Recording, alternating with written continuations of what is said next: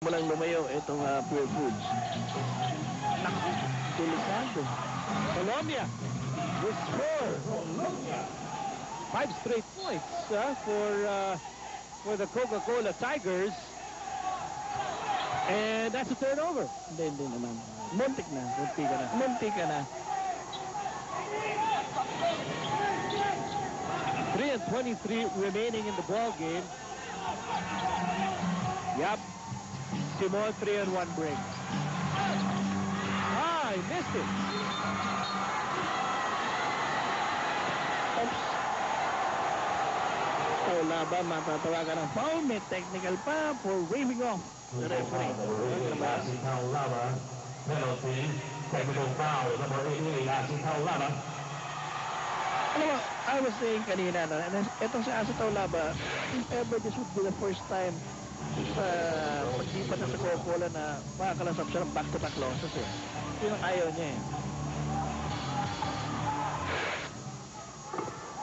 Tinawagan ng technical foul si Asidel. Meron pa muestra eh. Meron pa eh. In the direction of no less than the Elche Knights, Boy Cruz.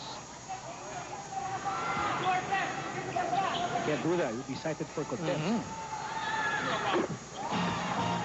So, Peter Jun Simon, nagpasimuno din doon sa rally na yan with 18 points na dito sa ating ball game. Coming off the bench. Ito yung mga bench points ng Pure Foods eh. Dati konti lang eh. Dahil tatlo lang yung off the bench nila eh. But it seems to be more than enough para dito sa Pure Food. May sukli pa. Lamete, Simon, Salvador. Salvador, yun lang talaga eh, no?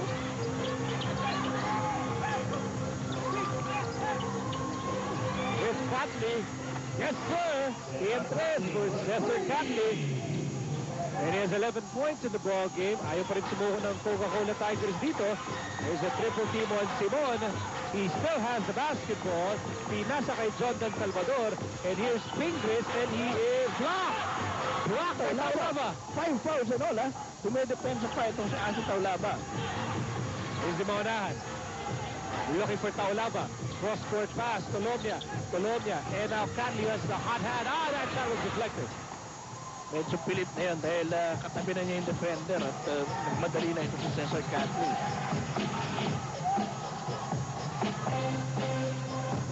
And now Pure Foods really killing time here. 9 to shoot. Bola na kay Roger Yap.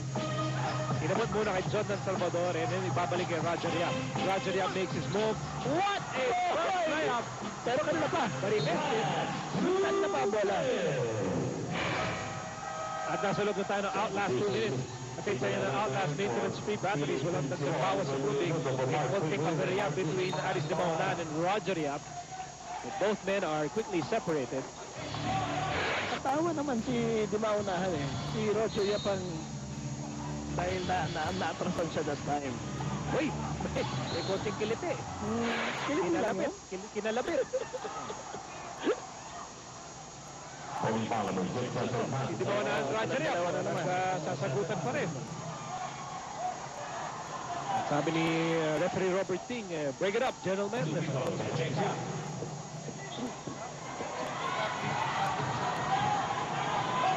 Dahil ito si Roger Yap ay claiming na natuhod siya. So nakabawi naman eh. James Shop, 28 big points para dito kay James Shop. Ano yung isa? Magpasampahin ng 100, pasampa na eh. 99 na eh. Well, that's the least of their problems. Patapos na eh. The problem now isn't that Pure Foods is going to score 100. It's that they're not scoring enough. Yan ang kanilang problema. Eh, gusto magsimula ng panibagong winning streak sa bagong taon. Pero bumalik ang bagsik, Pure Foods. Pure Foods. Itong Coca-Cola on the verge of absorbing. They're on the verge of starting a losing streak. Yan.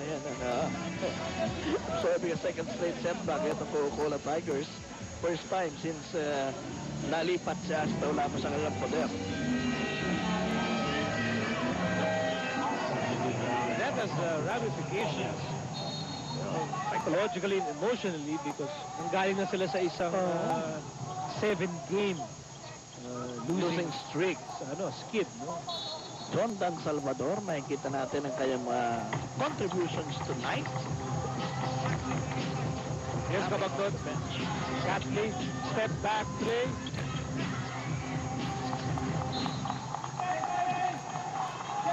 Si Mark Talan hindi na nagamit, no?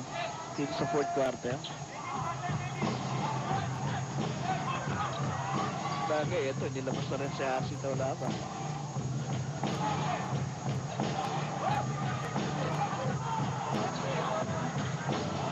Here's Lanete.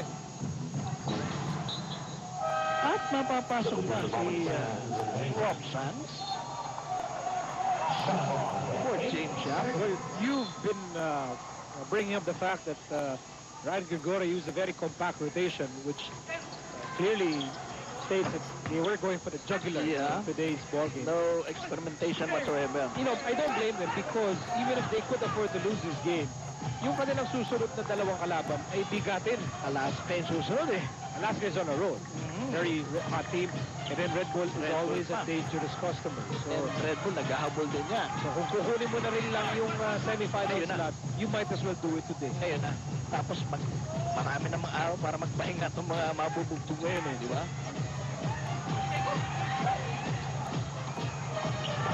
That's a very, very low pass. Put it for Rob Sands. So what are the disciplining loss? Ano nang ramifications for Well, yung Coca-Cola? Coca-Cola, hirap na yun. Mahirap na parang dash na yung hopes nila. Although, yung barangay Hinay Friends Token Text, meron pang 8 wins pa lamang. Pwede pa silang tumabla dyan kung hindi naman nanalo yung dalawang team sa'yo. Ibig sabihin, yung Token Text hindi nga sila pwedeng tumabla sa Token Text. Tinalo sila ng 25 points na. Parang all but out.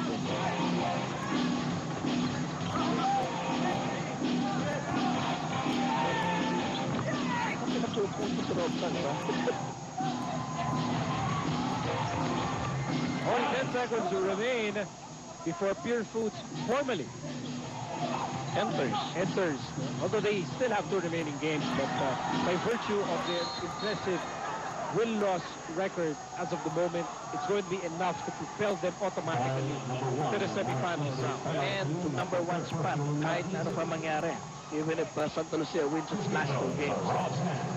So Rob Sands, pwede pang pumuntos with 2.6 seconds remaining. Yung mga Pure Foods fans dito ay gusto makitang masama sa dyaryo ang pangalan ni Rob Kesa Sands. naman Sanso. Sanso siya. Oh, we still have 4/10 of a second remaining here bago matapos ang lahat. So patuloy ang impressive run ng Pure Foods TJ Giants here in the Smart PBA Philippine Cup. Winning. Pumalo rin ng 100, ano? Yan ang ating final score. 101-87 Pure Foods winning. He was the man of the moment, and that's why he's our best player of the game. 29 points. Tayo yung conference high niya. Kasama pang 4 na assists and is 5 out of 11 from the 3-point area. Ngalan ni Paolo Trillo Miyakale, my partner, the bombastic Barry Pascua. I'm Igo Alili saying good evening from the Big Dog. Wala Alto Filipinas, this is the PBA ABC.